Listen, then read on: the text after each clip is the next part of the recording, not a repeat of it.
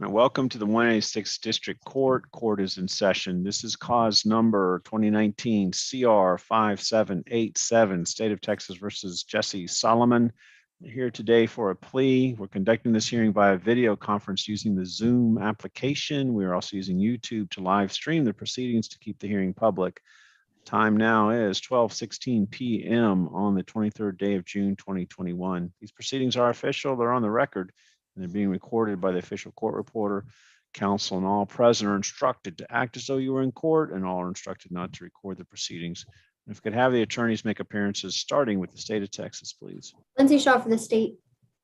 Will Brooks for Mr. Solomon, Judge.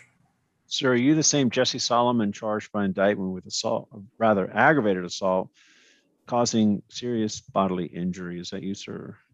Yes, sir. I'm going to use a function of Zoom, and it's called share screen. I'm going to show you the indictment in this case and ask you, are you familiar with this document? Yes, sir. Did you go over this with your attorney? Yes, sir, I did. Did you understand it? Yes. Mr. Brooks, do we waive reading of the indictment? Yes, we do, Judge. I'm going to get out of share screen. I'll note that there is a discovery acknowledgement that's been signed and dated by both sides. I'm doing the same, and I make it a part of the record. Also note that there is an application for community supervision. I'll make that a part of the record as well. And prior to getting on to the record, Mr. Brooks informed me that a little bit of miscommunication, but he now is feeling that the state is going to allow his client to apply for deferred adjudication. I don't have that in paper, but my understanding of the law is that only the motion for community supervision has to be on paper and filed, which it is, and that a request for an application for deferred adjudication can be done orally.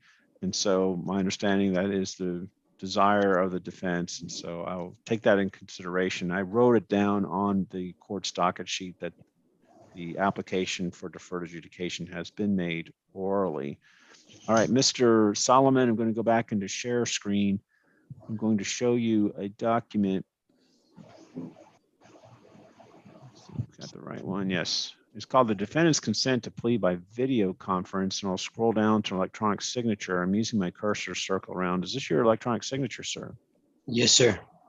Signing this document, you are telling me two things. One, you understand that normally we do pleas like this live in an open court, but you are consenting to do this plea by video conference. Did you understand that when you signed this document?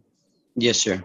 Secondly, your electronic signature on this document, as well as all of your other electronic signatures in the plea packet in front of me today, you're telling me that those are valid as if you personally signed those documents. Did you understand that when you signed this?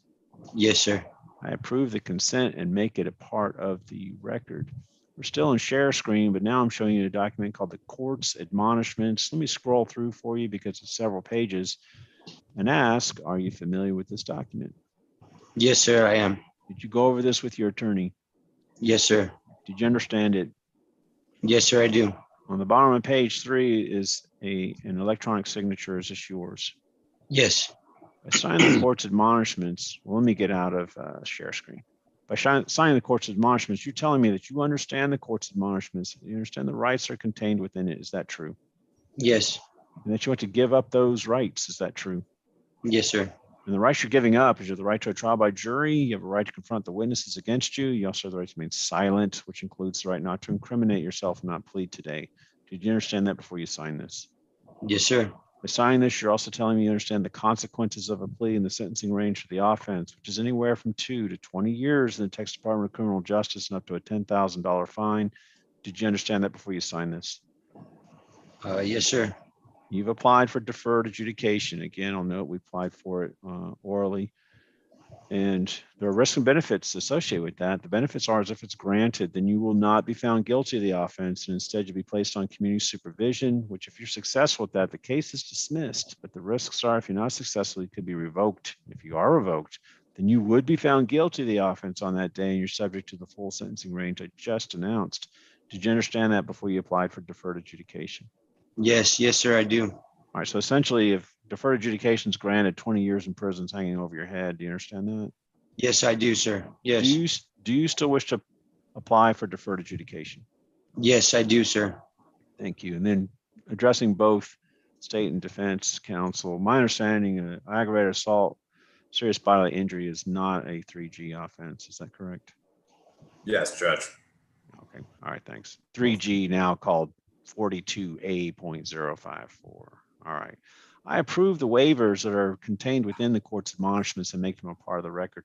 Mr. Solomon, I'm going to go back into share screen and show you the plea bargain in this case. Are you familiar with this document? Yes, sir. Did you go over this with your attorney? Yes, I did, sir. Did you understand it? Yes.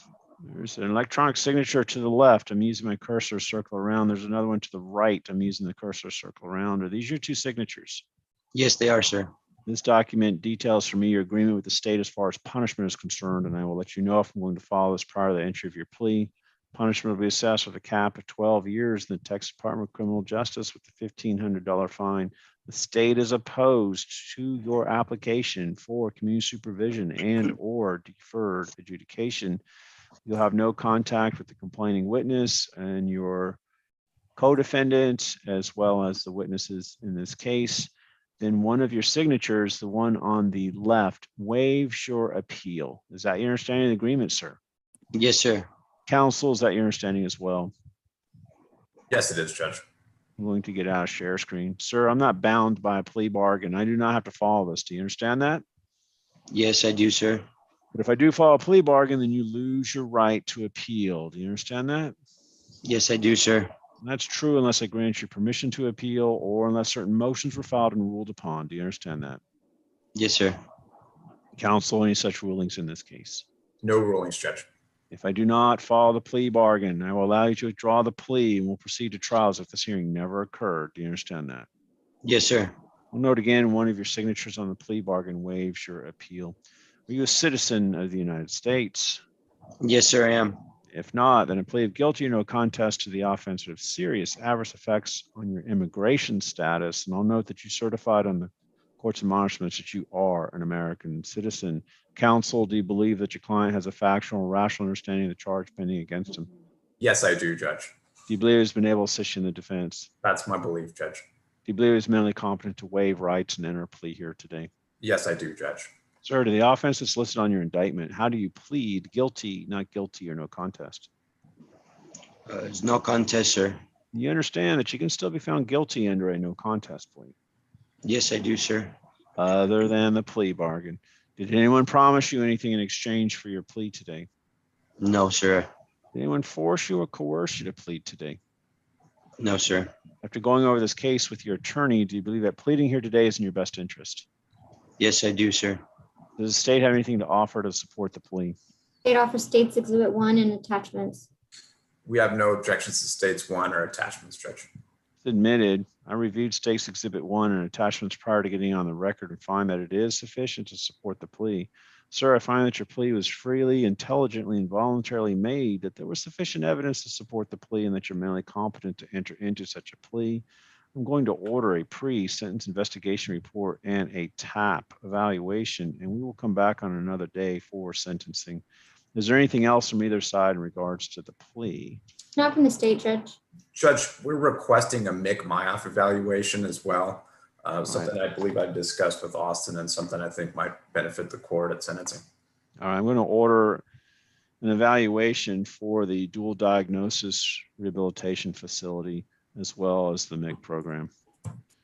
All right, Mr. Solomon, we're about ready to conclude the hearing, but you need to stay on Zoom when we do. You're going to meet with our liaison officer from the probation department. She's going to go over with you some of these reports that I've requested. They're going to have to talk to you and interview you and set up some appointments for you. Okay, so don't leave after we conclude the hearing.